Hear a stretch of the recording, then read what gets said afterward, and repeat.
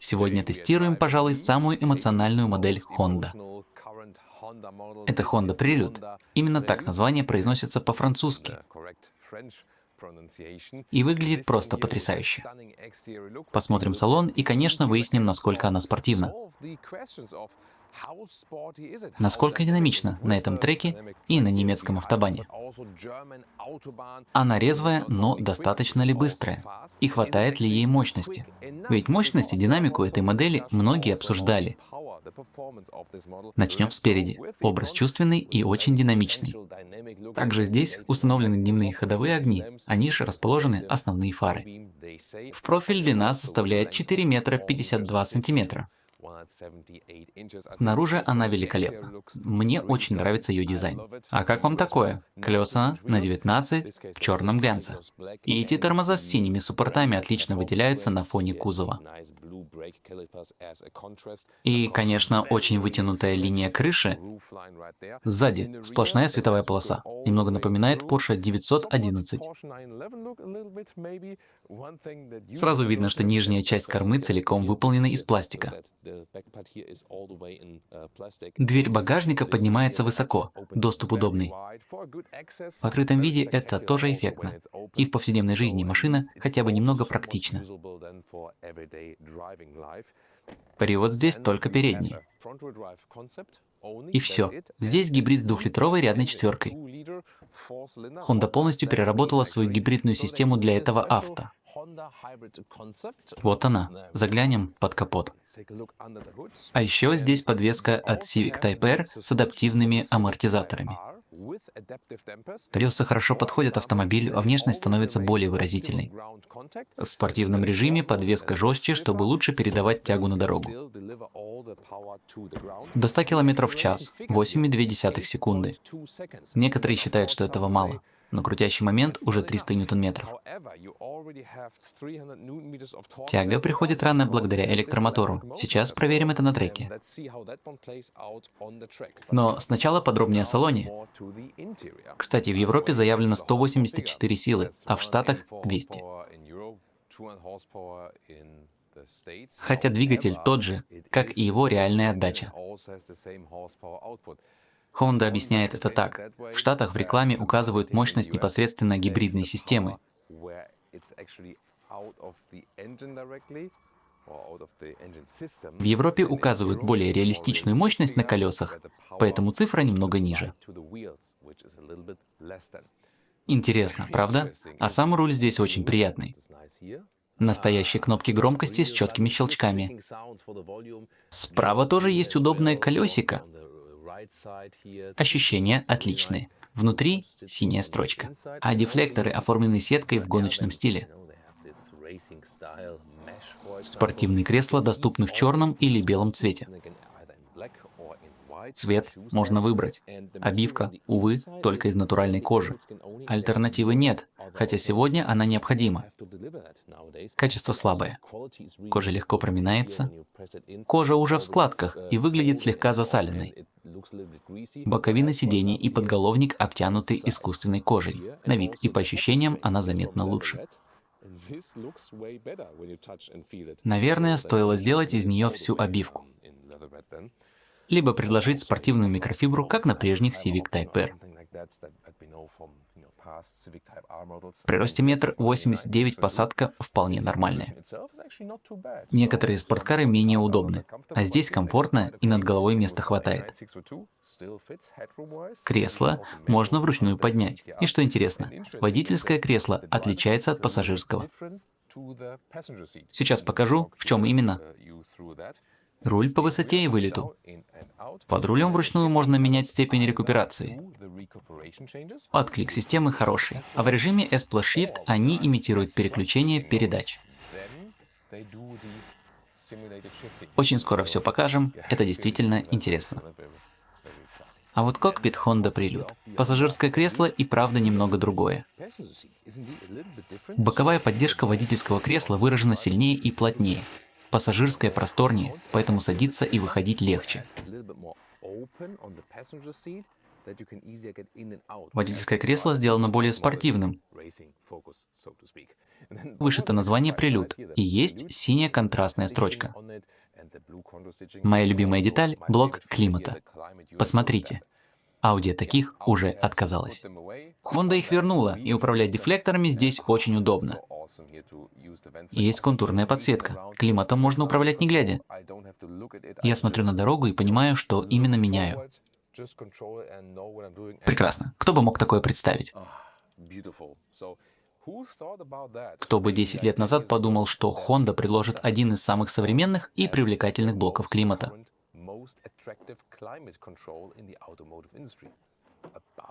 Для обогрева сидений есть отдельные кнопки с обеих сторон. Вентиляции, увы, нет. А здесь выбор режимов. Вот спортивный режим. Подвеска в нем самая жесткая. GT – это сбалансированный режим, а комфортный – самый мягкий. А выше находится режим S плюс Shift. Послушайте звук. Это немного напоминает Super Mario. Нажимаем кнопку, и включается имитация переключений.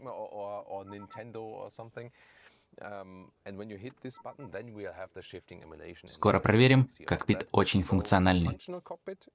И достаточно спортивный. Большего нам и не нужно. Хотя цифровая приборная панель здесь тоже есть. Она выглядит не самой современной, но работает хорошо и меняет оформление в режиме S плюс Shift. Чтобы попасть назад, спинку можно сложить. Но кресло само не сдвигается, подвинем вручную. Но на втором ряду это скорее место для детского кресла. Задний диван полностью из ткани. Здесь также есть крепление Isofix. Если спереди сидит взрослый, места для ног сзади почти не остается. Объем от 260 до 660 литров. Между минимальным и максимальным объемом багажника действительно заметная разница. Дверь лишь немного выше меня, а доступ очень удобный. Здесь съемная шторка. Ее можно поставить сверху или просто убрать. В вертикальном положении она помещается внизу, а сложив спинки, получаем намного больше места. Готово. Багажник практичный. Пол немного поднимается, но места под ним почти нет. И как видите, шторка остается в машине. Теперь замеры. Между колесными арками здесь ровно метр. Обычная длина багажника меньше 90 сантиметров. Со сложными спинками и до переднего ряда метр 45. Переходим к вождению. Сначала попробуем автоматический старт с места. Проверим максимальный разгон. Поехали.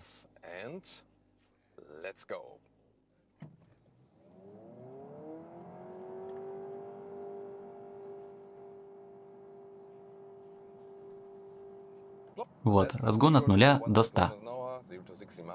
Мы в спортивном режиме на небольшом извилистом треке. Подвеска тоже настроена спортивно. Скоро подробнее сравним режимы. Машина весит чуть меньше 1,5 тонн. И она довольно короткая. Например, купе BMW 4 серии длиннее. Здесь сразу чувствуется короткий кузов, поэтому в поворотах она динамична. Наружу ее почти не выталкивает, а отклик руля очень прямой. Руль не слишком острый, поэтому им приходится больше работать. Но перехватывать руль не нужно, на выходе тяги хватает. Вот что значит хороший крутящий момент. Мощность невелика, но электромотор дает быстрый и непосредственный отклик. Это не сверхмощный спорткар, но машина динамична и дарит удовольствие от вождения. Сам по себе звук двигателя, конечно, восторга не вызывает. Тут нечего обсуждать. Но из поворота она ускоряется приятно. Хотя заднеприводное E-купе с большим мотором или большей мощностью выходило бы из поворота эффектнее,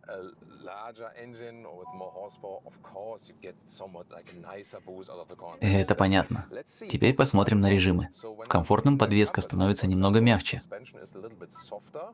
Посмотрим, как изменится ее поведение в поворотах. Чувствуете? Да, амортизация стала комфортнее. GT находится посередине. Это сбалансированная настройка. Но кузов в поворотах кренится сильнее.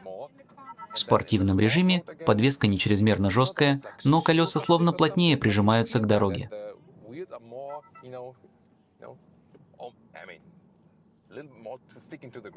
Разумеется, само сцепление шин от этого не меняется. Но жесткая подвеска помогает лучше передать тягу. Это здорово. Машиной действительно приятно управлять. В этом ее главная суть – динамика в поворотах, а не максимальная скорость. Это мне нравится. Но передний привод не позволяет также активно использовать тягу, как на машине с задним.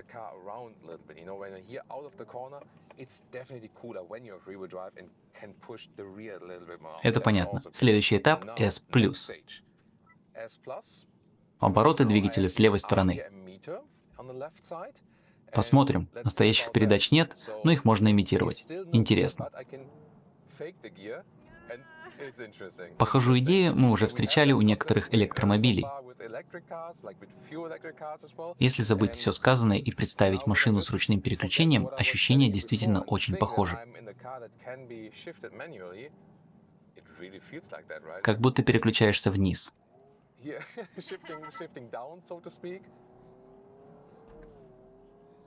Да, очень интересно. По звуку действительно начинаешь в это верить.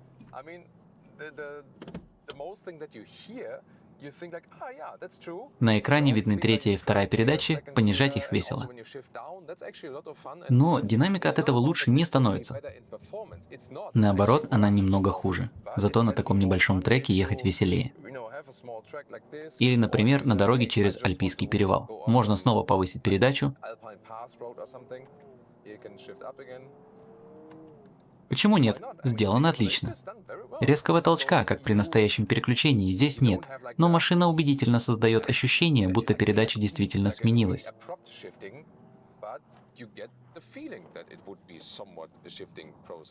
Почему бы и нет? Этот режим не обязательный. Без него лепестки снова управляют рекуперацией. Можно выбрать сильную рекуперацию, и машина активнее замедляется при отпускании газа. Теперь проверим Honda Prelude в обычной повседневной езде. Насколько она комфортна на обычных дорогах и автобане. Я включил комфортный режим, чтобы проверить. Интересно. Я специально проезжаю по этим люкам. Даже в комфортном режиме настройка спортивнее, чем у обычного Civic. Все-таки здесь подвеска от Civic Type R.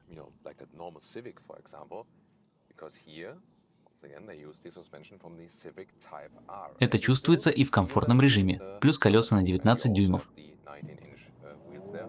Вон еще одна синяя Tesla. В целом баланс удачный. Ездить приятно каждый день, почти без потери комфорта.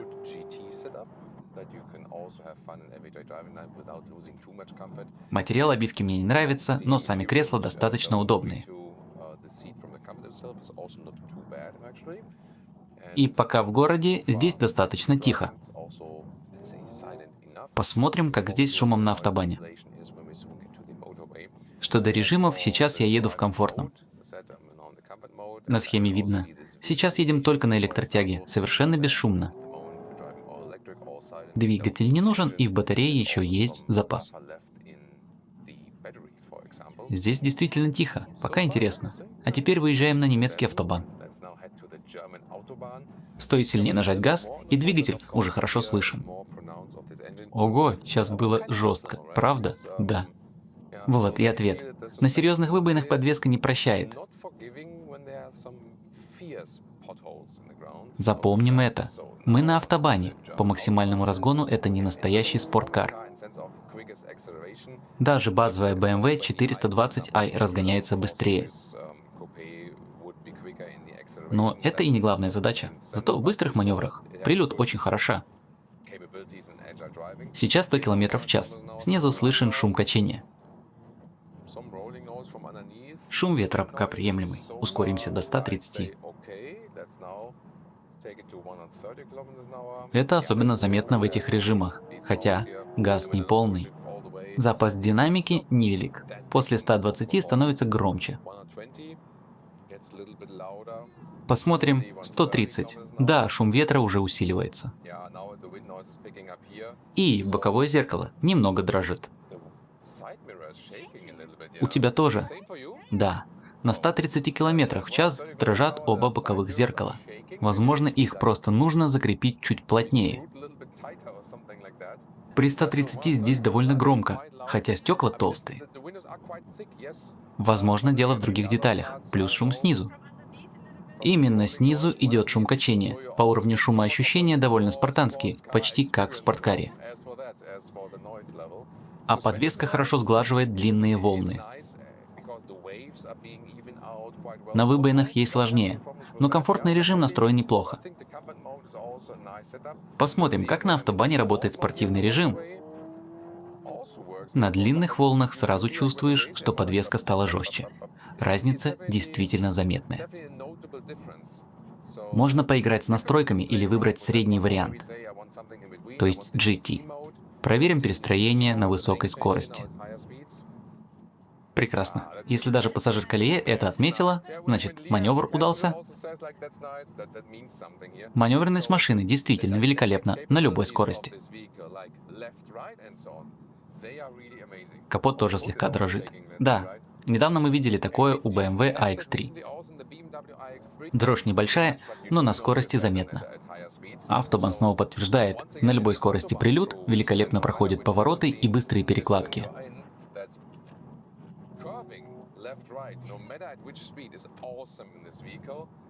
Но разгон по прямой не ее сила. Для долгой и быстрой езды здесь шумновато, а при 100 км в час дорожный и аэродинамический шум уже комфортны.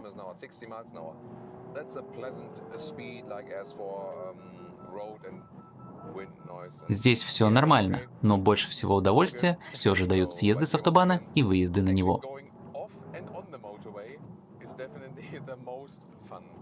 В целом ездить очень интересно, хотя есть ограничения. Мы для того и тестируем машины, чтобы показать их плюсы и минусы.